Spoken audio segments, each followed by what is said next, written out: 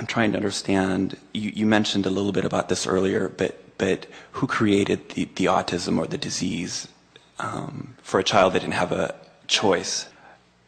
Everyone has a choice, and there are a number of things that we want to give you about this.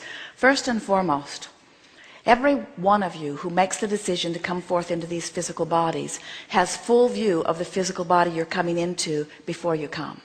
So no one gets trapped in a situation that is different from what they want. No exceptions to that. That's helpful to know. Really a downstream feeling thought, isn't it? Now, there are powerful teachers, especially now who are coming forth, who have been, from their non-physical vantage point, aware that there are so many humans who have forgotten about vibration and alignment, who are disregarding their own guidance system, who are trying to make their life work by trying to control conditions. And the teacher in you knows that anybody that's trying to make anything better by controlling conditions is going to experience a life of futility, because there will always be those conditions you can't control, because it's not your job or your right or your ability to control what's going on in everybody's experience around you. Their lives are their lives to create and control. So rather large numbers of energies are coming in deliberately wanting a physical condition that they can't be talked out of or demanded out of. In other words, they say, I'll go forth and I'll be different enough that you can't pound this square peg into a round hole. No matter how hard you try, you're not going to be able to control me. I'm going to be free, you see. So as you interact with them, if you get the wonderful experience of interacting with them when they're not being challenged by a system that's trying to change them. In other words, imagine how frustrating that would be, to be fulfilling your intent from your source perspective and making it all the way into a physical body different enough that people can't control you, and then notice they're still trying to control you. That's the frustration and outrage that you see in them. They want to say to you, and if they were better with their words, they would say to you, wait a minute, I went to a lot of trouble to be different. You're supposed to leave me alone.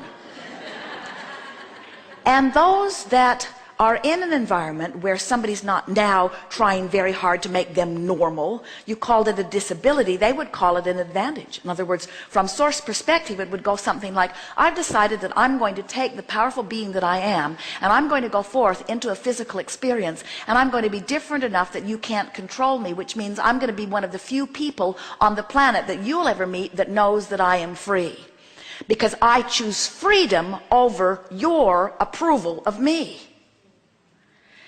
And then the society, who is embarrassed by them or worried about them, is forever trying to, oh, we'll just find one more way that we can bring you to normalcy.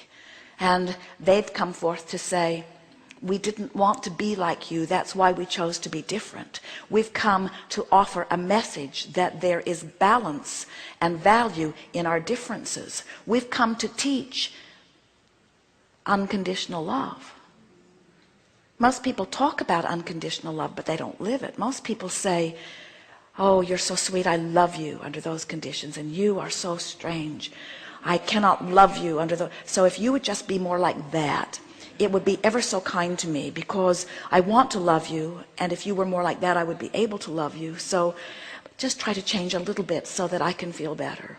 Where unconditional love says, I want so much to be connected to source that I will see whatever I'm looking at through the eyes of source, which means I do not need you to be different so that I can feel better. I have the ability to adjust my gaze to align myself with source. Unconditional love says, I will find connection with source, and then I will look. Conditional love says, I will ask you to be the way I need you to be so that when I look, I will feel better. Huge difference. Unconditional love is absolute freedom. Conditional love is absolute bondage. So these blessed beings have come forth as teachers of freedom. And interesting, the most interesting thing of all, they feel free even when you try to control them.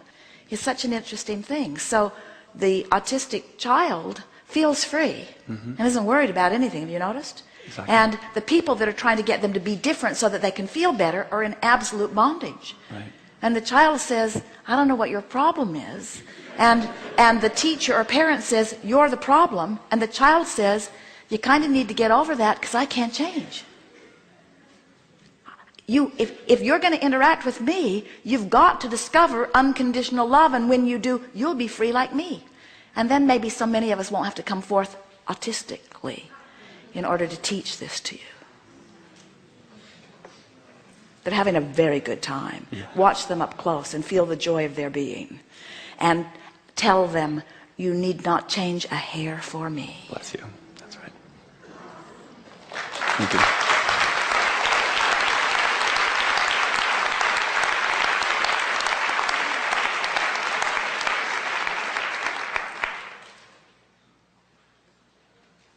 I have been not really finding a passion for my, call it career path. So I've been trying a lot of things, but not really feeling the burning desire for any of them. And I'm trying to find the answer for that and just to kind of feel what's... But you see, don't you just love it that in sort of moving around through things that aren't very satisfying, the desire for something more satisfying comes. In other words, think about this vibrational escrow that you are in the process of accomplishing. So when you are doing work that isn't very appealing, you want more appealing work. When you're doing work that isn't very satisfying, you want more satisfying work.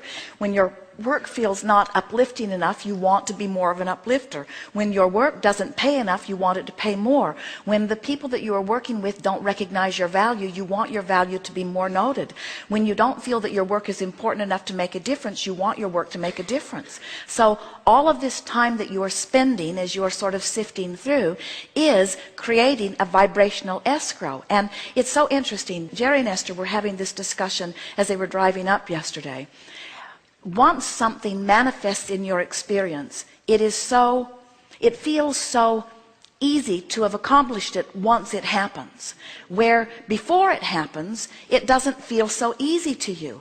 But if you understood that it's over there in vibrational escrow and that it's on the brink of happening, then you would soften your resistance and things would come to you more readily. So when you say, I cannot find my career path, what you mean is, I haven't gotten the vivid idea and I haven't taken the exact action steps in order to bring myself into view of what I really, really want to do. And we want to say, that may be true, but something else even more wonderful is happening. Because all that you are living is creating a powerful vibrational escrow. And here's the thing we want you to hear. This is the answer to your question. You find that path by feeling your way to it. In other words, first it might feel like revenge, then it might feel like anger, then it might feel like frustration, then it might feel like overwhelmment, but then it might feel like hope. And about the time it begins feeling like hope and belief, you'll begin to say, I think I'm getting a glimpse of my path. We want you to